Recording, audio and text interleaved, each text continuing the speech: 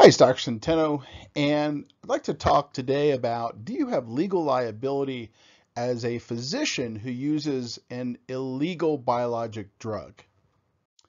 You might be really surprised to learn that there are two regenerative medicine products right now that are classified as misbranded and adulterated drugs. In other words, they're illegal drugs.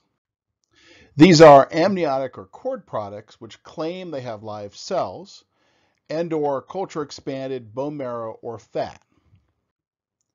Now, some claim that they're using these products as part of an IRB approved study, but to do that requires a separate multi-million-dollar biologics license from the FDA for each and every medical indication. So one for hip arthritis, a separate one for knee arthritis, a separate one for shoulder rotator cuff tears, a separate one for hand arthritis. You get the idea.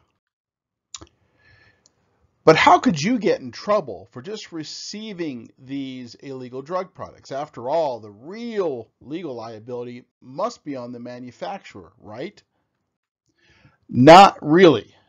In fact, under Section 301 of the Food, Drug, and Cosmetic Act, it states that just the receipt of one of these misbranded or adulterated drugs is a federal offense. So you are legally liable.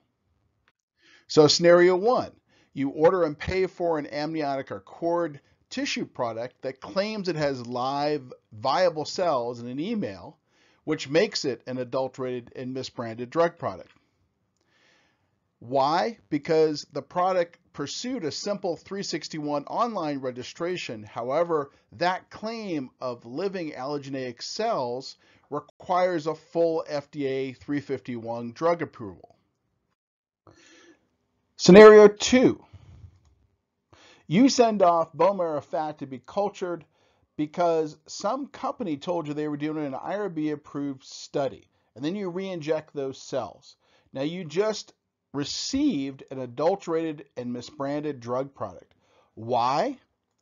Because in order to have that kind of study, this company would need an FDA approval just for the study. Simply getting an IRB approval is not enough. So don't end up in federal prison or defending yourself from a federal drug indictment because you believed a sales rep. Do your own homework. If a company claims to be selling live cells, ask to see their FDA approval documents, not the simple 361 online tissue registration.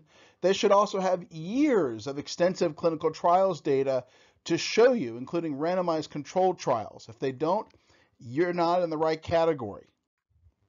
If the company wants to culture your patient's stem cells, they will need to show you a separate biologics license application for each clinical indication. Those are FDA documents, not an IRB approval document.